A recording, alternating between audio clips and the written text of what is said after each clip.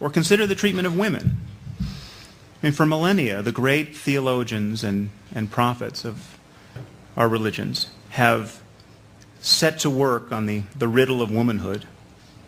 And the result in various times and places has been widow burning and honor killing and genital mutilation, a cultic obsession with virginity,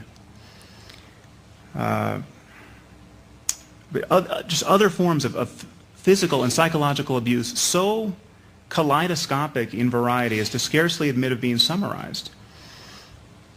Now, I have no doubt that much of this sexist evil predates religion and can be ascribed to our biology, but there's no question that religion promulgates and renders sacrosanct attitudes toward women that would be unseemly in a brachiating ape.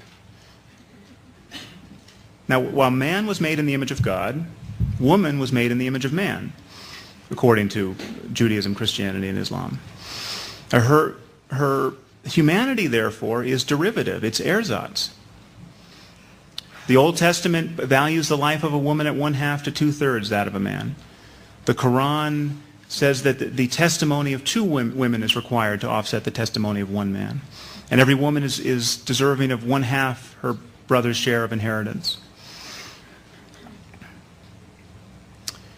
But the biblical God has made it perfectly clear that women are expected to live in absolute subjugation to their fathers until the moment they are pressed into connubial service to their husbands. And the New Testament offers no relief. I mean, St. Paul put it in his letter to the Ephesians, "Wives, be subject to your husbands as to the Lord. For the husband is the head of the wife, as Christ is the head of the church. As the church is subject to Christ, so let wives be subject to their husbands in all things." The Quran delivers the same message. And on most translations says that disobedient wives should be whipped or scourged or beaten. The 11th century sage Al-Ghazali, perhaps the most influential Muslim since Muhammad, described a woman's duties this way. She should stay at home and get on with her spinning. She should not go out often. She must not be well informed, nor must she be communicative with her neighbors, and only visit them when absolutely necessary. She should take care of her husband and respect him in his presence and in his absence and seek to satisfy him in everything. She must not leave the house without his permission, and if given his permission, she must leave surreptitiously. She should put on old clothes and take the deserted streets and alleys, avoid markets, make sure that a stranger does not hear her voice or recognize her. She must not speak to a friend of her husband's even in need.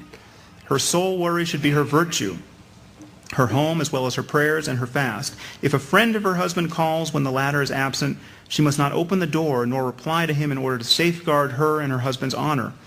She should accept what her husband gives her as sufficient sexual needs at any moment. She should be clean and ready to satisfy her husband's sexual needs at any moment.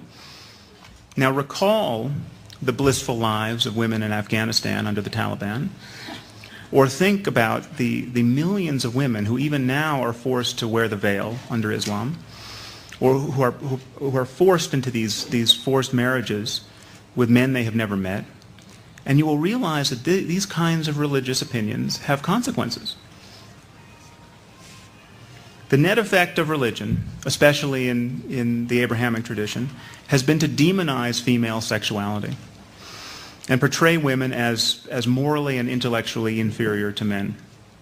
I mean, every woman, it is imagined, holds the honor of the men in her lives for ransom, and is liable to tarnish it with a glance or destroy it outright through sexual indiscretion.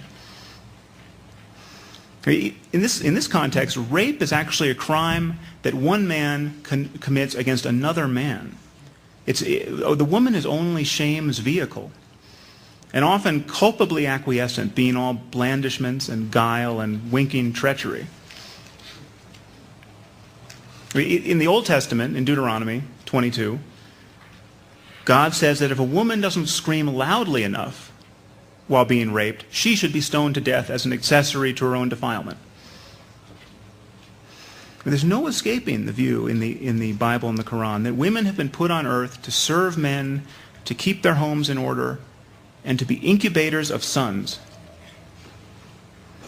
So I think this is a fact that really cannot be disputed. If we ever achieve a global civilization that truly values and honors the rights and capabilities of women, it will not be because we paid more attention to our holy books.